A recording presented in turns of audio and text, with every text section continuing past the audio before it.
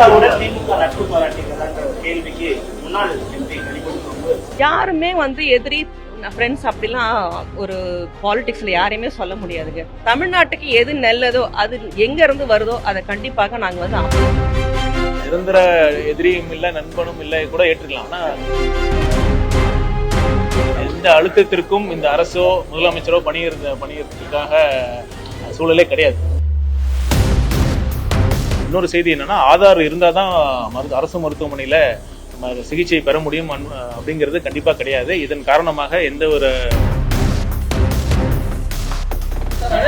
பாஜகவுடன் திமுக நட்பு பாராட்டுகிறதான்ற கேள்விக்கு முன்னாள் எம்பி அரசியல்ல யாரும் நிரந்தர எதிரியும் இல்லை, நிரந்தர நண்பரும் இல்லை அப்படின்னு சொல்லியிருக்காங்க. ஆல்ரெடி நம்ம ஒரு குற்றச்சாட்டை முன்வச்சுட்டே இருக்கோம். அதாவது நிரந்தர எதிரியும் இல்லை நண்பனும் இல்லை கூட ஏற்றுக்கலாம். ஆனா கொள்கை பிடிப்பு டெம்பரரியா இருக்கக்கூடாது, பர்மனண்டா இருக்கும். ஏன்னா இவங்க என்னன்னா கொள்கை பேசுறாங்க, மாநில உரிமை பேசுறாங்க, சமூக நீதி பேசுறாங்க. ஆனா இவங்களுடைய இந்த ஆட்சி காலத்துல அவங்க செய்த தவறுகள் ஊழல்கள்னால அவங்க வேற வழி இல்லாம அவங்களோட பிடியில விழுற சூழல் தான் இருக்கு. அதனாலதான் இதுதான் நம்ம எதிர்க்கிறோம். நீங்க ஒரு அரசியல் ரீதியா தேர்தல் நேர கூட்டணி இல்லாம அவங்களுடைய கொள்கையை விட்டு கொடுத்து அவங்களோட சுயநலத்துக்காக அவங்க சில குறிப்பிட்ட குடும்ப உறுப்பினர்களை காப்பாற்றுவதற்காக தான் இது மாதிரி போறாங்க. அதுதான் நமக்கு வேதனையா இருக்கு.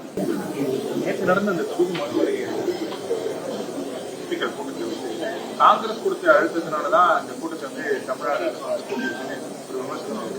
திமுக என்ன நிலைப்பாடு எடுக்குது, காங்கிரஸ் கொடுத்த அழுத்தத்தின் பேர்ல தான் தாவேக அரசு எந்த அழுத்தத்திற்கும் இந்த அரசோ முதலமைச்சரோ பணியறதுக்காக சூழலே கிடையாது. அது உங்களுக்கே தெரியும். இந்த தேர்தலுக்கு முன்னாடி சரி, எந்த வித அழுத்தம் இருந்தாலும் அந்த அழுத்தத்திற்கெல்லாம் பயந்து முதலமைச்சரோ இந்த அரசோ கண்டிப்பா இல்லை. உண்மையாலுமே மக்களுக்கான இந்த மாநில உரிமை சார்ந்த பிரச்சனை, ரொம்ப முக்கியமான பிரச்சனையும் கூட. இப்ப இந்தியாங்கிறது ஒரு பெடரல் கண்ட்ரி, ஒரு கூட்டமைப்பு. அந்த கூட்டமைப்புல இந்தியா அங்கம் வகிக்குதுன்னா அதுக்கு உரிய அந்த ரெப்ரசன்டேஷன்ஸ் கண்டிப்பாக கிடைக்கணும், அனைத்து மாநிலங்களுக்கும் கிடைக்கணும். அப்பதான் நம்ம ஒரு இந்தியா ஒரு ஒற்றுமையாக ஒரு யுனைடடா இருக்க முடியும். காவிரி விஷயம் பத்தி நம்ம சட்டமன்றத்திலே எல்லா அனைத்து கட்சி உறுப்பினர்களும் நம்ம பேசியிருக்கோம், தீர பேசிட்டோம்.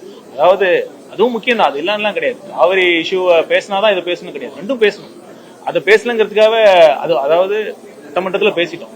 நீங்க வெறும் அனைத்து கட்சி கூட்டம் காவிரிக்காக கூட்டல அப்படின்னு ஒரு காரணத்துக்காக இதை எப்படி நம்ம புறக்கணிக்கணும்? இது அப்ப இது முக்கியம் இல்லையா?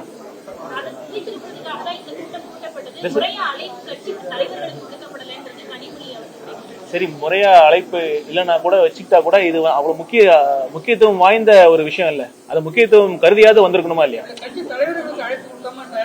இல்ல, அவங்க அப்ப கூட்டத்தை டெல்லியில பாராளுமன்ற கூட்டம் செஷன் நடந்துகிட்டு இருக்கு, அங்க எம்பி அங்க இருக்காங்க, அவங்க தான் டைரக்டா அவங்க போய் பேச போறாங்க. அதனால நம்ம அங்க கூட்டத்துல அதுல ஒன்றும் தவறு இல்லை. அரசு மருத்துவமனையில ட்ரீட்மெண்ட்டுக்காக புதுசா போறவங்க பதிவு பண்றதுக்காக ஒரு 10 நிமிஷம் நிக்க வேண்டியது, ஓபிசி ட்ரீட்மெண்ட்டுக்காக போறவங்க ஆதார் கார்டு பதிவு பண்ணுங்க, அதுக்கப்புறம் அப்படின்றத மக்கள் ரொம்ப கஷ்டப்பட்டாங்க. இல்ல, இந்த பிரச்சனையை உணர்ந்துதான் மாண்பு முதலமைச்சர் அவர்கிட்ட பேசி நம்ம நலம் ஏஏ அப்படிங்கிற ஒரு திட்டத்தை கொண்டு வந்திருக்கோம். இது கண்டிப்பாக இது நம்ம வீட்டில் இருந்தபடியே அவங்க ஓபி சீட்டை பெற முடியும்.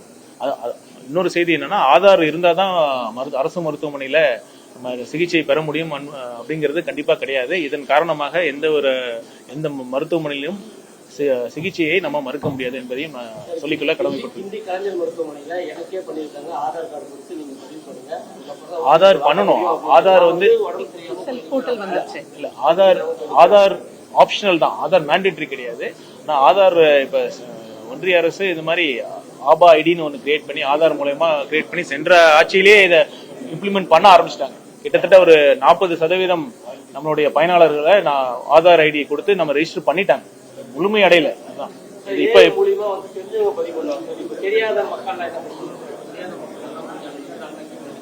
இல்ல, அவங்களுக்கே ஒவ்வொரு பயனாளிகளுக்கும் அவங்களோட ஆண்ட்ராய்டு போன் இருக்குன்னு அவசியம் இல்லை. அவங்க நண்பர்கள் உறவினர் இருந்தாலும் போதும், அவங்க வச்சு கண்டிப்பா பயன் பண்ண முடியும். அப்படி இல்லைன்னா நம்ம எதுவுமே இல்லைன்னா நேரா வந்து கூட பதிவு பண்ணிக்கலாம், ஆன்லைன் மூலம் மட்டும்தான் அப்படின்னு அவசியம்.